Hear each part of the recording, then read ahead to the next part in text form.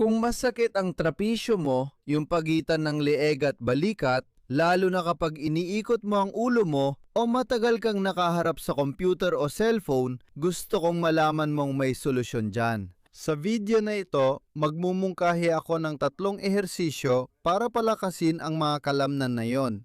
Bago tayo magsimula, gusto kong ipaalam na babalik na ang Linggo ng Balikat, ang best event para maibsan ang sakit ng leeg mo na nangyayari lang taon-taon, mayong ika-22 hanggang ika-28 ng Hunyo. Magla-live ako sa loob ng 7 araw kung saan ibabahagi ko ang best na impormasyon, payo at ehersisyo para mapabuti ang kalusugan at kalidad ng buhay mo. Simple lang, pwede kang pumasok sa link sa itaas, description o unang komento ng video. Bumaba tayo hanggang dito. Dito, ilalagay mo ang iyong email@gmail.com at nakapagparehistro ka na. Makakatanggap ka agad ng email sa iyong inbox. Kung di mo natanggap, tingnan ng spam at promotions folder, tapos mapupunta ka sa page kung saan pwede ka rin sumali sa WhatsApp community ng programa. Kapaki-pakinabang ito dahil madalas napupunta sa spam o promotions ang mga email, kaya baka may mamiss kang klase. Itap mo ito sa cellphone mo, pumasok ka at ayos na. Hindi ilalata lang numero mo at ako lang ang pwedeng magsulat sa community. Kung gusto mo ng dagdag info, nasa ibaba ang mga tatalakayin bawat araw.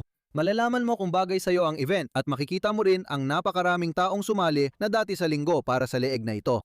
Inaasahan kong makita ka sa Hunyo 22 ng live dahil ibibigay ko ang lahat para matulungan kang gumaan ang pananakit ng leeg mo. Alam ko na rin ang sitwasyon mo. Malamang ay nagpamasahe ka na. Gumagawa ka ng mga stretching, nawawala ang sakit sandali pero bumabalik din ito pagkatapos. Sa totoo lang, ang paggamot sa pananakit ng trapezius ay hindi nalulunasan sa pag-stretch ng kalamnan na yon o sa mas madalas pang pagmamasahe rito. Ang problema ay sa totoo lang, hindi sapat ang lakas ng iyong trapezius para suportahan ang bigat ng ulo mo. Ang mga posisyon na ginagawa mo, ang mechanical na tensyon at darating ang punto na magsisimula itong magreklamo sa anyo ng sakit dahil hindi na nito kayang panatilihin ang posisyon na yon. Kapag iniunat, pansamantalang gumagaan ang sakit dahil sa stimulus, pero hindi nito nasosolusyonan ang problema. Sa medium at long term, ang 3 ehersisyong ipapakita ko ay para sa pagkontrata ng trapezius at mga variant ng mas mahirap na ehersisyo na kahit sa simula ay hindi agad magbibigay ng malaking ginhawa. Kapag ginawa mo ito ng tuloy-tuloy, linggo-linggo, sinisiguro ko na maaari mo pang tuluyang mawala ang kirot na yan.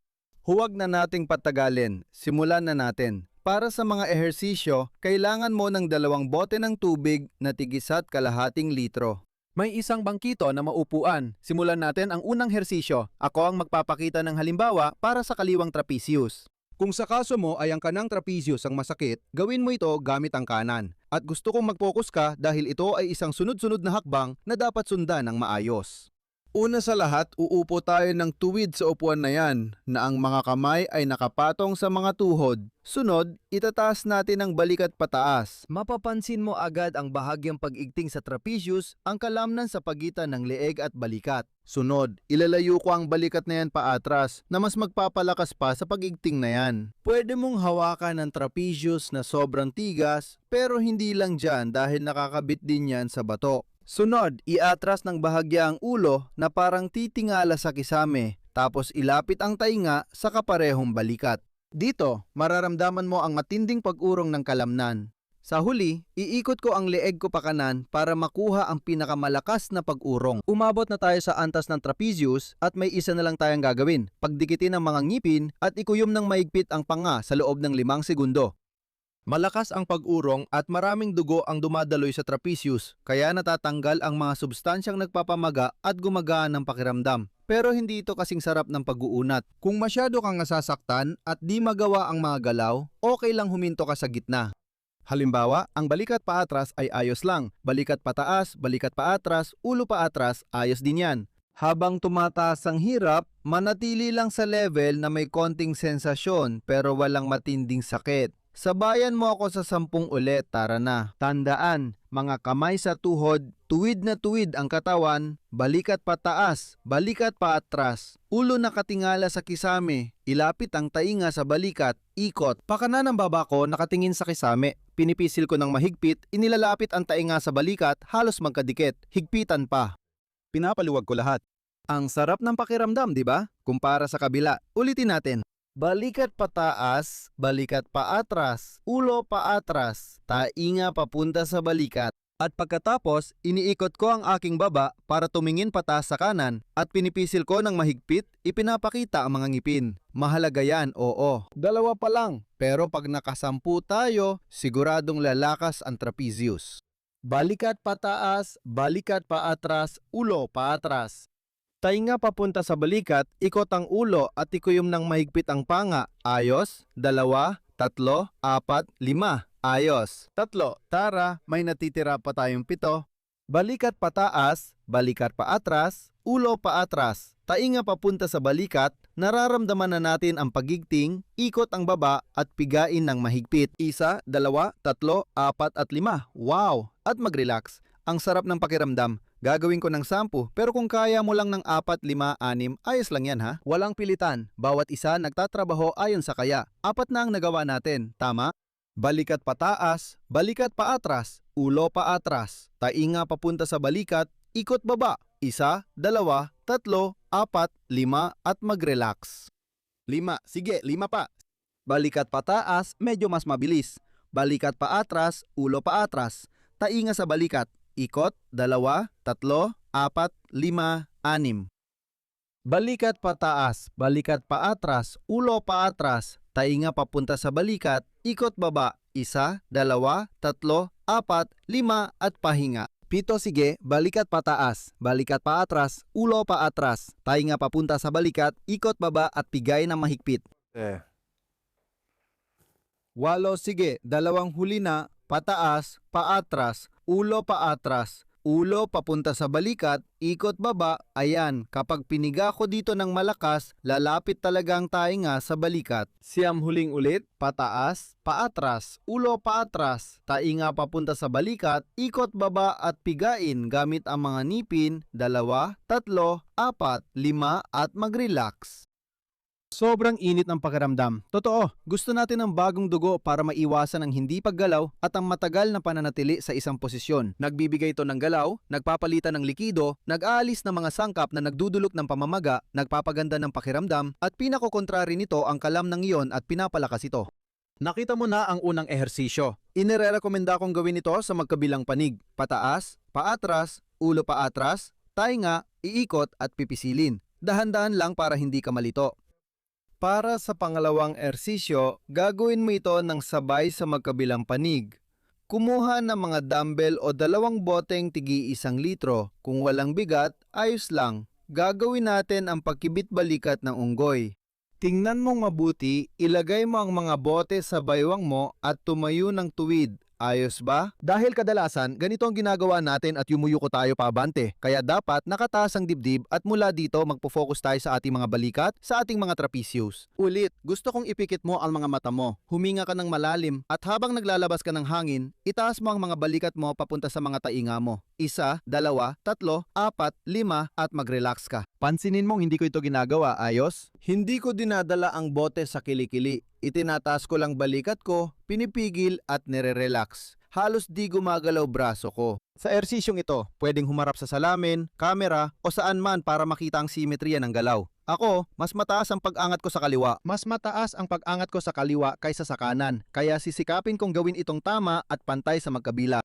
Tara, gawin na natin. Kahit wala kang salamin, pwede mo pa ring subukan ng ilang beses. Huminga, itaas ang dibdib. Huminga palabas, itaas ang balikat.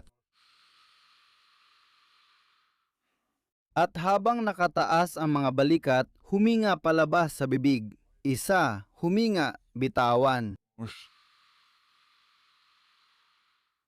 2, mararamdaman ang matinding pagigting sa trapezius. Bitawan. 3, kung malakas kang lalaki o babae, pwede kang magdagdag ng kaunting bigat pa. Sige, bitawan. 3 o 4. Sige, bilangin natin ng 4. Kung nahihirapan ka, bawasan mo ang bilang ng ulit o kahit ang bigat. Bitawan. Tara na. 5. Bahagyang nakalabas ang mga siko, pero wag masyadong pasulong kasi magro-round ka. Ayos ba? Ilagay lang dyan, yung siko mga 45 degrees paatras. I-contract, paalam. 6. Sige, 4 pa. 7, 8,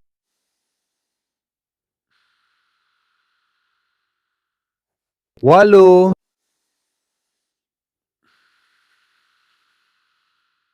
10.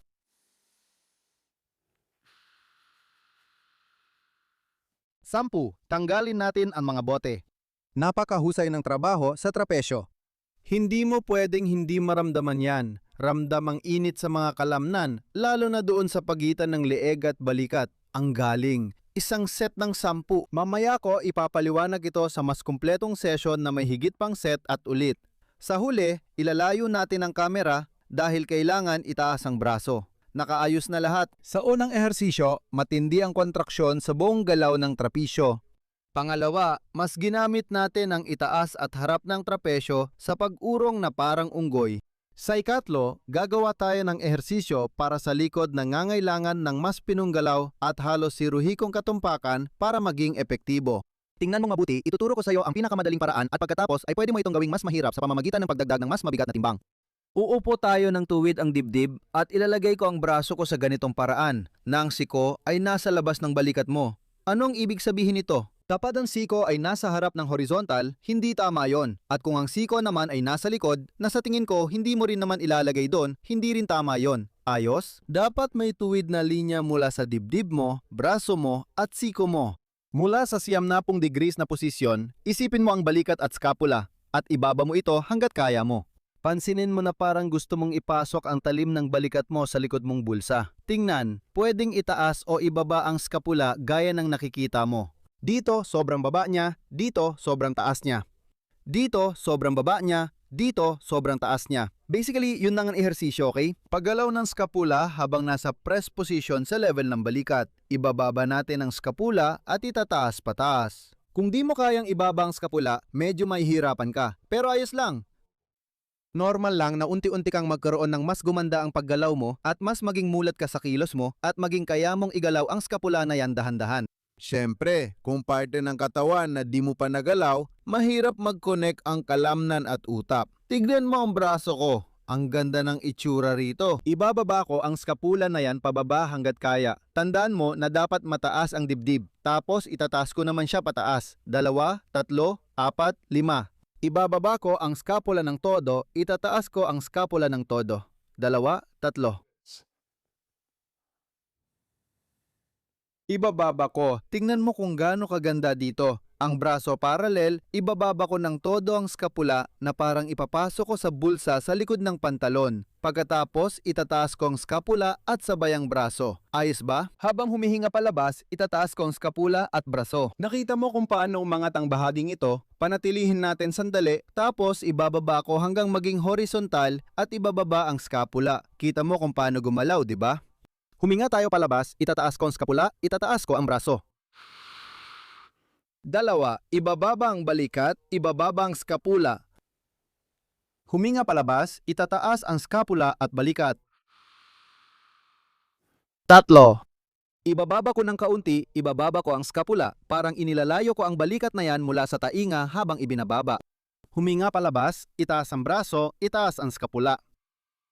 Pag tinaas ang braso, tataas din ang skapula. Tama? 4, huminga, ibaba ang skapula. Bitawan. Itaas ang braso at tataas din ang skapula. 5. May natitira pa tayong 5. Ibaba ang braso, ibaba ang skapula. Tingnan mo kung paano ito bumaba dyan. Bitawan. Itaas ang skapula at braso. Sabay silang tumataas kapag tinaas ang braso. Tama ba? 6 na beses kapag napagod ang braso mo, pati ako napapagod din. Pahinga ka muna. Ayos lang? Dahan-dahan lang. Sige, gagawa pa tayo ng 4.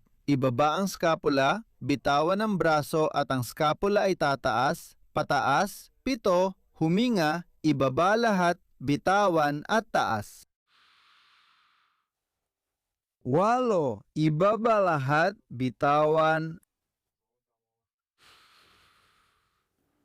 9, huling ulit, ibaba ko ang skapula ko, pababa at itaas ang braso para tumaas ang buong braso at lahat ng skapula malapit sa tainga.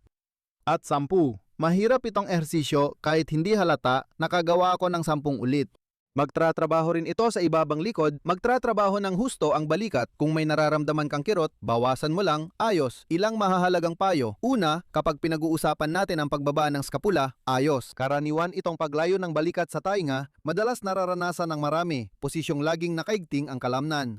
Isipin mo lang na ibaba ang balikat mo hanggat maaari, hilahin ang mga kalamnan pababa, parang gusto mong itago ang skapula mo dito sa likod. Sa antas ng bulsa, pangalawa, kapag itinaas natin ang braso, okay? Gusto ko na ang braso mo ay mapalapit hanggat maaari sa tenga mo. Sa ganitong paraan, makukuha natin ang pag-usog ng skapula pakilid at ang tamang kilos. Gagawin ko pa ito ng 2 beses pa sa kanang bahagi at ipapakita ko sa iyo kung paano natin ito gagawin na may bigat para mas maging mahirap. Sabi ko nga, mahirap i-master ang ehersisyong ito. Madaling gawin pero mahirap makabisado dahil sa mga kalamnan. Kung matagal mo na itong hindi nagagalaw at wala kang ganong kontrol sa galaw at kakayahan, malamang hindi mo rin ito ganong magagalaw. Walang problema. Sa unang beses talaga hindi maganda ang kalalabasan. Bakit pa natin lulukohin ang sarili natin? Pero habang tumatagal, matututuhan mo rin ito. Tingnan mong mabuti, pumuwesto ako. Yung siko ay sa gilid. Tandaan, hindi sa harap. Ibababa ko ng todo ang skapula at balikat ko, lalayo ang pagitan ng tenga at balikat, tapos itataas ko ng todo ang braso hanggang halos dumikit sa tenga. Isa, ibaba ang braso, ang skapula ay bumababa. Tingnan mo, dito at dito ay magkaiba. Dito ay sobrang baba, bitawan natin at taas. May dalawang option ka. Pwede mong galawin lang ang braso, pero tandaan, nakakabit ang trapezius sa scapula, lalo na sa loob at itaas na gilid dito. Kapag isinama mo ang galaw ng scapula, tiyak na makakamit mo ang magagandang resulta. Iyan lang, 3 munting suhestiyon, hindi mo na kailangan ng iba pa. Sa 3 ehersisyong ito, lalakas at tatatag ang trapezius mo, masusuportahan ang ulo at tatagal ka sa harap ng computer. Sigurado akong liliit ang sakit, pero hindi ito gaya ng stretching na 10 segundo lang at saglit lang ang ginhawa. Para palakasin ang trapezius, kailangan ng oras at tiyaga. Gawin ang 3 ehersisyo nang hindi bababa sa 3 beses kada linggo, tig 3 set bawat ehersisyo. Ano ang ibig sabihin nito? Gumawa tayo ng 10 ulit, tapos hinto. Isang set na yon, uulitin natin ng 2 pang beses, siya kalilipat sa susunod na ehersisyo. Pwede mong gawin lahat o kahit ang unang 2 ehersisyo lang, maganda pa rin yon. Kahit 15 minuto lang, mas okay nang may nagagawa kaysa wala. Ngayon, may mga paraan ka na para maibsan ang sakit sa trapezius. Sana maiwasan mo na ang masahe o pagunat na gipapatagal lang ng sakit at maputol mo na ang siklo ng kawalan na aktibidad sa pamamagitan ng pagpapalakas. Tandaan mo na malapit na, mula ika-22 hanggang ika-28, magkakaroon tayo ng linggo ng leeg. Isang lugar na hindi lang nagtuturo ng ehersisyo, kundi buong hanay ng mga konseptong kailangan mo para maiwasan ang pananakit ng leeg. Hindi lang isang buwan, kundi habang buhay. 7 araw kung saan matutuklasan mo ang lakas, galaw, katatagan, kung paano intindihin ang sakit at kung paano mo talaga malalaman kung saan nagmumula ang iyong pananakit. Kasama rin natin si Gonzalo, psikologo, para matulungan tayong gawing ugali ito, at si Pablo, nutrisyonista, para ipakita ang epekto ng nutrisyon sa pananakit. Ganap itong libre, makikita mo ang link sa ibaba ng video description at sa unang komento. Wala na akong ibang sasabihin, taos puso kong inaasahan na makita-kita sa live. Kung hindi, panurin ang iba ko pang video sa channel. Sana nakatulong ito, ibahagi sa nangangailangan at sana'y magkita ulit tayo soon. Paalam!